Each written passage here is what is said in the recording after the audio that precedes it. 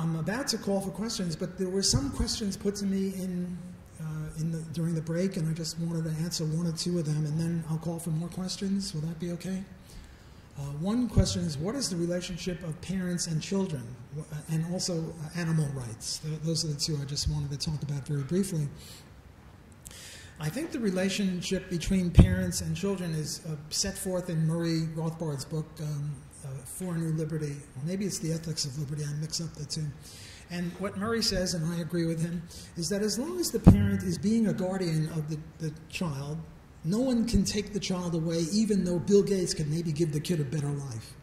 So as long as you're being a guardian, that's all right. And this includes spanking. I mean, if my son, when he was 3 years old, his greatest thing was to go out and play in traffic and to throw sand at his little sister. And, you know, a light spanking is not child abuse. And some libertarians think that if you... Children are different. They're little animals. You know, you have to civilize them.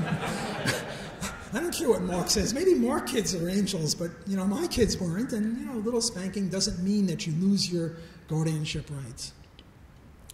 The thing with animals, Murray says, is when the animals can petition us for their rights and promise to respect their rights and follow through on it, then we are compelled from libertarianism to respect their rights. And there are now experiments where they're trying to get porpoises to speak, and if this porpoise says something like, hey, you know, we didn't do you any harm, we help you, you got us in the stupid swimming pool, let us free, we'd have to do it. Or we'd be obligated to do it according to libertarian theory. On the other hand, if they don't do it, or since they haven't been able to do it yet, they're not rights-bearing creatures. We don't have to respect their rights. Animals don't have rights. When we go to Mars, we might find a life form there that's much smarter than the chimp, but dumber than us. And that's Murray's criteria. If they can petition for their rights and respect our rights, we have to respect their rights, and not if not. Okay, questions? Dialogue, discussion? Actually, this moves into our next session of just blanket Q&A. They can ask you anything on anything. Anything on anything.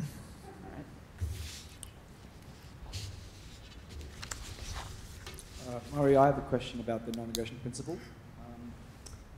For me, the real benefit of having a principle is that it helps you make, when you're facing a difficult decision. Could you speak a little louder? Get sorry, closer my question is about the non-aggression principle. And I said that for me, the purpose of having a principle is that it's to help you when you're facing a difficult decision. I mean, everyone can follow the non-aggression principle when it's easy, but it's when things become difficult that it's there. Having said that, my question is this. If you could consider, and I hope this never happens to you, but if you have someone you care about very much and they're very ill, and the only way for you to say they need a heart transplant, and the only way for you to get them that heart is to kill someone else, someone innocent, and that was the only way that you could do that, would you kill that person? The only way I could save my wife or child or something is to kill an innocent person? See, if you're asking me what would I do, that's an improper question to ask a libertarian, because libertarianism is not a theory of what you should do. It's not an ethical theory, as I see it. It's rather a legal theory. And in legal theory, the only question you can ask a libertarian is, if you did that, what law would apply? What would justice be? And if I did that, I would be a murderer, and I should be whatever the punishment for murderers is. There was an interesting case run by Reason magazine, which some people think of as Treason magazine, but I won't go into that. What happens is you're on the 25th floor of a high-rise building, and you lean over and you fall, and now you grab a flagpole on the 15th floor. And now what you really want to do is walk hand over hand down into the apartment and out, and then back up to the 25th floor. But there's a person in the apartment on the 15th floor with a shotgun and says, let go, you're violating my private property rights. Now, if the question is, what should you do? That's an improper question to ask of a libertarian. But if you ask, if you start walking down your hands and she shoots you, is she a murderer? The answer is no. She's protecting her property rights. Now, to make this more acceptable, suppose she was raped last week by a guy who looks just like you. And she doesn't want to risk you coming into her apartment and doing God knows what with her. The point is, as you say, if you want to protect private property rights, you don't want to protect it just on the easy cases, which is why I wrote that book, Defending the Undefendable, and which underlies my analysis of the abortion eviction question. What you really want to do is apply it when the going gets tough, when there are hard cases. Well, the abortion is a hard case, and this flagpole case is a hard case. And I am at ease with that answer, namely, if she shoots him, she's not a murderer. I actually have a question myself, and it's related to what you just said.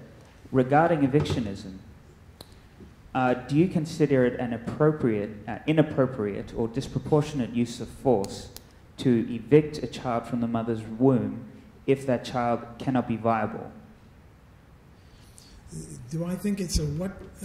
Inappropriate use of force. For example, if somebody was crossing my front lawn and clearly their intention was to move to the other side, not to go into my house, but the moment they step foot onto my garden, I shoot them, would that be a disproportionate use of force? Yes, that would be a disproportionate use of force, because I think the libertarian axiom is to remove the trespasser in the gentlest manner possible. And taking a bazooka and shooting them for putting one foot on your lawn is a little... See, that's why they call me Walter Moderate Block. I'm just a wuss, a moderate here.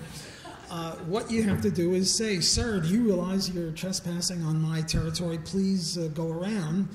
And if he says, gives you the finger, well, now you can maybe shoot him. You see how moderate I am. But on the other hand, if he says, oh, sorry, I didn't realize, and I apologize, I'll walk around, and you shoot him anyway for trespassing, that is way disproportionate.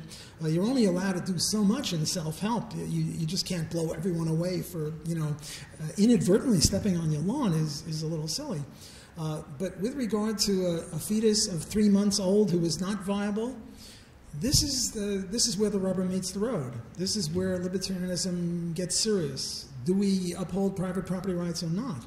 It's the mother's womb. It's the mother's body. This young person of 3 months old is a trespasser because he's no longer wanted, and she has a right to evict him. The advantage of the evictionist theory is that eventually we will win. When medical technology makes it possible for the eviction but not killing of a 3-month-old fetus, well, then the pro-life forces win. But we just have to suck it up until medical technology moves down the pregnancy from 6 months to 5 months to 1 month, etc.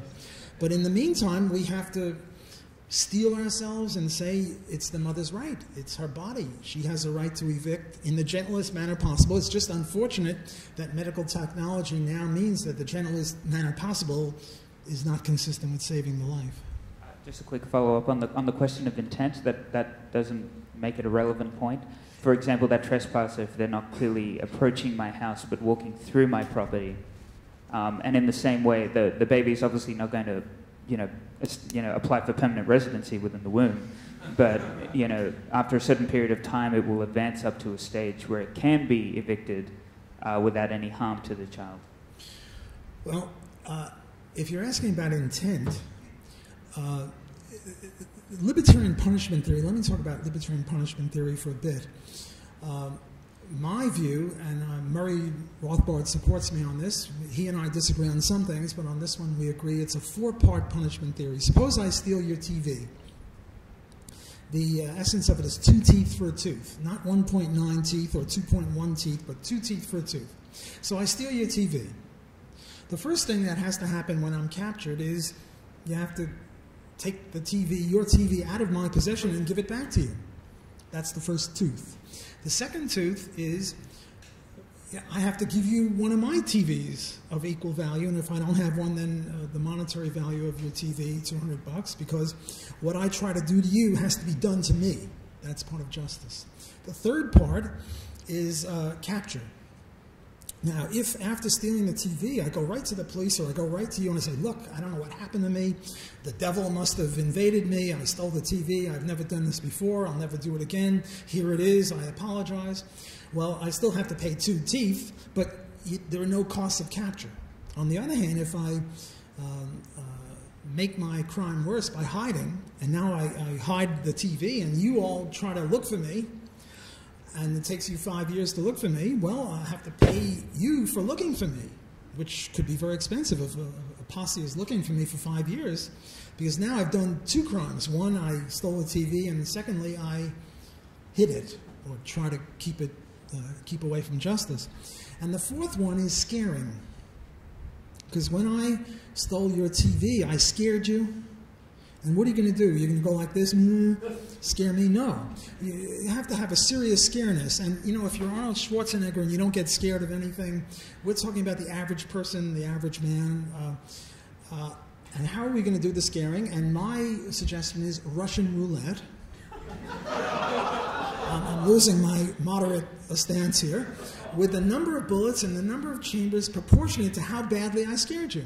For example, if I was a pickpocket and I delicately took your wallet out of you, I didn't scare you much. Whereas if I came with a gun and said, give me your wallet or I'll shoot you, I scared you a lot more. So possibly you could have the death penalty for TV stealing. On the other hand, you can always buy your way out of it. Like if Bill Gates steals something, we can say, look, Bill, we've got you by the whatever, and you have to play Russian roulette with 1 bullet in 12 chambers, but I'll let you out of it for $1 billion. So you can bargain your way out of it if there's some sort of agreement. Now, if you do it by accident, then it's not a crime at all. If somebody mentioned you shot a deer and the bullet went through the deer and killed somebody else and you didn't mean to do that, well, then there's only 1 tooth. Now, if people were like cats and had 9 lives, you'd only take 1 life away. Or if you, let's say you have a car accident where your car goes into someone's bushes. Well, you only owe the repair of the bushes because you didn't do it on purpose. If you did it on purpose, then we go into criminal theory. So intent is very important. It's the difference between an accident, which you just have to pay 1 tooth to make the guy whole. Notice that the essence of it is on the victim. The essence. Now, you can never make the victim whole, because the victim would always prefer a situation where he or she wasn't victimized to one where they were, and then they were compensated. But, see, we're on the wrong side of the Garden of Eden for perfection. But you do your best, and I think that's what libertarian law is, to try to make the victim as whole as possible. And I think if you kill somebody, you can't compensate that person, but you can give the money to the wife and kids of the person you killed. I have a proof that capital punishment is justified. The proof consists of the following. We take the alive murderer and the dead body, and we put him into a machine, sort of a Robert Nozikian kind of machine. We flick the switch, and out comes a dead murderer and a live victim. Namely, we transfer the life from the live murderer to the dead victim. Would we be justified in putting a murderer in such a machine? You're darn tootin', because what the murderer did is steal a life from the victim, and we're just putting him in the machine that takes the life out of the murderer and puts it into the victim. This would be the essence of justice. So the murderer's life is forfeit. Now, we don't have that machine, although in 5,000 years maybe we will, but right now we've demonstrated that the murderer's life is forfeit. So the victim's heirs can now do with the murderer what they want. They can engage in slavery, which would be justified slavery for punishment, or they can have a public execution or whatever. They can't torture him, because torture is worse than mere murder, and if it was just a straightforward murder, they have to kill him cleanly. So that would be sort of a nutshell of the way I see libertarian punishment theory.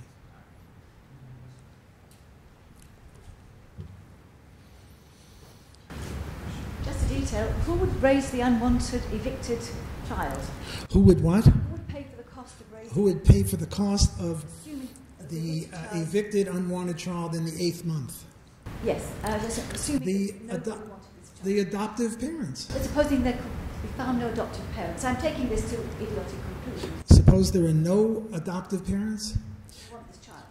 Who's responsible? In other words, there's not, you see, another question that was asked of me during the break was,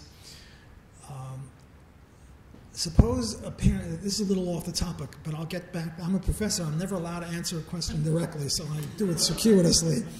The question came about, suppose a parent leaves the kid in the back bedroom and just doesn't feed him and doesn't give him any water and lets him die in 2 or 3 days or however long it takes to die.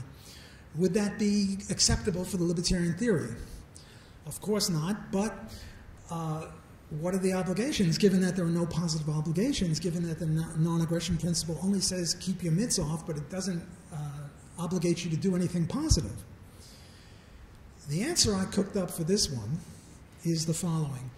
You know what a donut is, or a bagel with a hole in the middle? Suppose somebody were to homestead in the form of a bagel or a donut, and it was a mile thick, and then there was like 5-mile hole, and they homesteaded the entire thing, right? And they wouldn't let anyone into the inside of the hole, the 5 square miles. Would this be a legitimate form of homesteading? The answer is no, because homesteading is supposed to be open to all potential homesteaders, and here, if you homesteaded in that format, you would be controlling land that you never homesteaded. So you would be precluding or forestalling anyone else who would want to take over that land. And I have a friend who's a Hasidic rabbi, and he says that the Talmud says that if you did that, you would have to allow a path for other people to get in and out, or you couldn't do it in the first place. So the libertarian view here comports with the Hasidic view of the Talmud. What has this got to do with the baby? What it's got to do with the baby is that you're forestalling other people by allowing the baby to sit in the back bedroom and starve. You're, in effect, controlling the hole in the middle without homesteading it.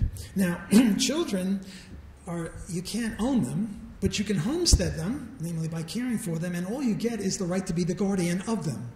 So as long as you feed and care for the kid, you can own the rights to be the guardian of the kid, but as soon as you stop, you no longer have the right. Therefore, if you'd want to stop, which you can, you have to go to the orphanage or to the hospital or to the church or some other people and say, look, there's a baby. I don't want to take care of the baby anymore. Here's the baby. Give the baby to someone. And presumably there'd be an orphanage or a church or a hospital that would take care of the baby. There was a case in Canada where there was a severely mentally and physically damaged child, and no one wanted to take her, and she was like 12 years old, and the father killed her and was accused of murder. My analysis of that is that if there was no one literally in the whole world that wanted to take her, and he didn't want to care for her anymore, and the only option is a slow, miserable death of starvation, mercy killing would be better than nothing. There was another case, Schiavo in Florida, a woman of about 35 years old, and she was on oxygen tent and all sorts of tubes and stuff like that, and her husband wanted them to pull out the tube. As soon as he said he wanted to pull out the tube, he was no longer her guardian, because guardian means you preserve the life. I once got into a hassle with somebody over child abuse. I have a son. If my son was 2 years old and the only way to keep him alive was to allow him to be raped, I think a good guardian would allow him to be raped, because keeping him alive is the best thing. We can always get a shrink for him later. Keep him alive. That's the key. And if I'm too poor to keep him alive and some rich guy wants to engage in sex with him, guardianship would allow that. So my view on the Schiavo case, Terri Schiavo I think it was as soon as the husband, who had another girlfriend that he wanted to hook up with, which is why he wanted to pull the plug on her, as soon as he wanted to pull the plug, he's no longer her guardian. Now it goes to her parents or her siblings or somebody.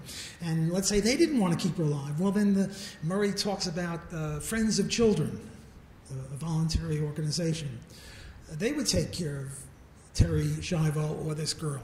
Now, in the weird case that nobody in the whole world literally wants to take care of the child, well, then that's a weird case. And, weird cases call for weird responses.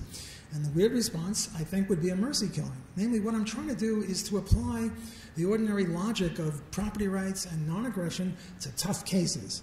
And they don't get tougher than the Terri Schiavo and the unwanted child and the abortion, eviction. Those are pretty tough cases. And the reason that the libertarian analysis isn't very savory is because the cases aren't very savory.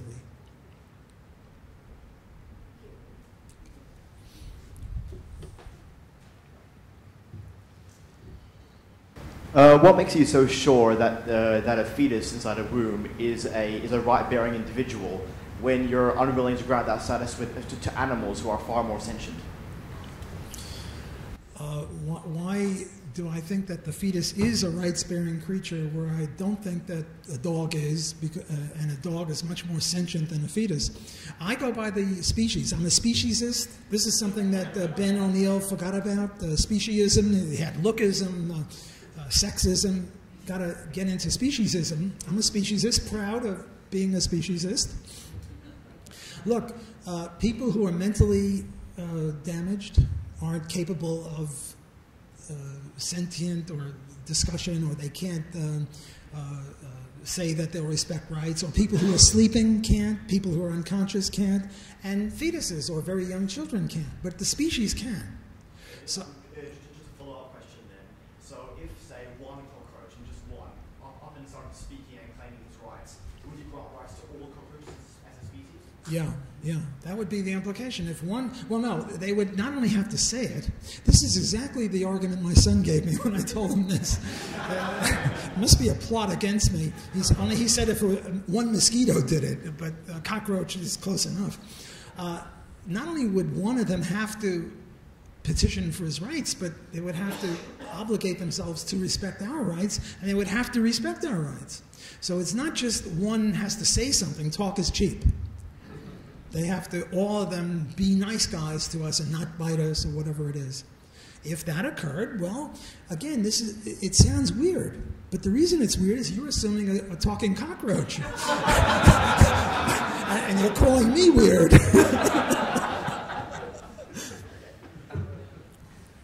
Hi, Walter. I have a bit of an issue towards the end of your speech where I, as an ANCAT, ultimately believe in the absolutism of the non-aggression principle, and I absolutely believe that that should be applied to children as well, especially since they're the most helpless. So I have a bit of an issue when you advocate spanking children, even light spanking children, because a lot of peaceful parenting out there, advocates would suggest that this is a violation of property rights and the non-aggression principle, and even would advocate even shouting or intimidation would be something against the principle. So what are your thoughts on that?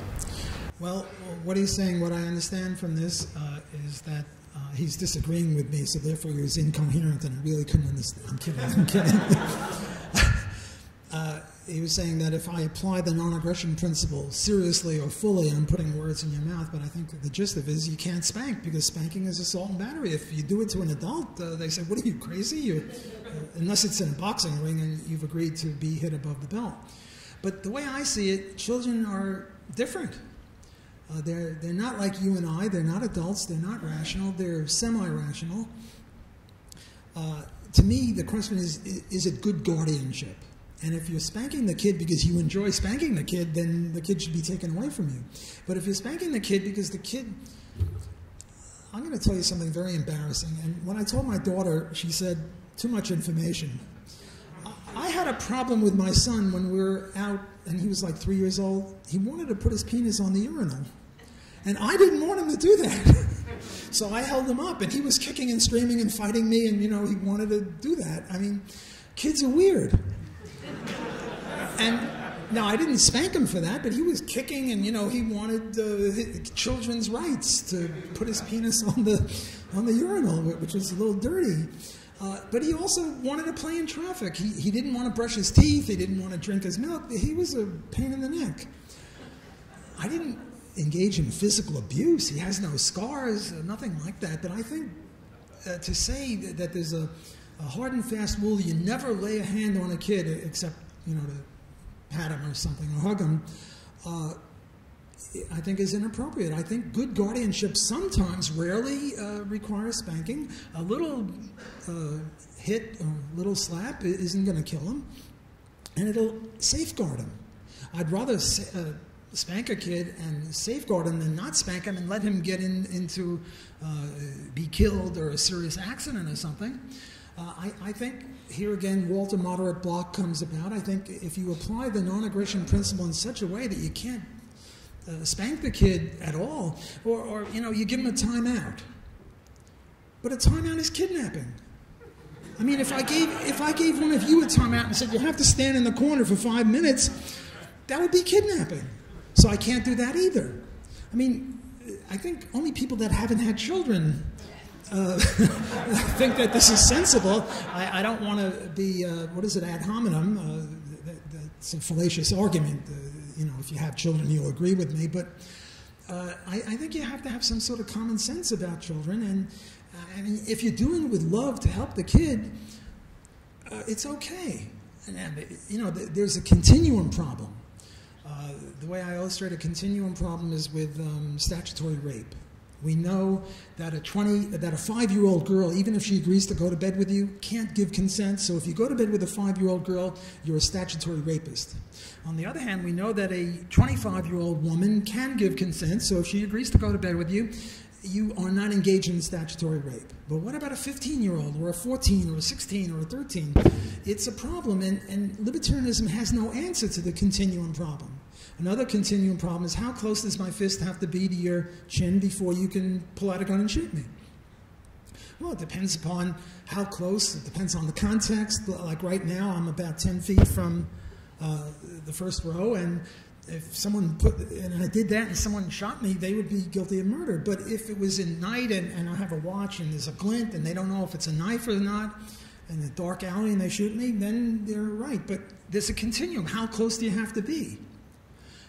What age is the age of consent? And there is no libertarian answer, and there's no answer from any political philosophy.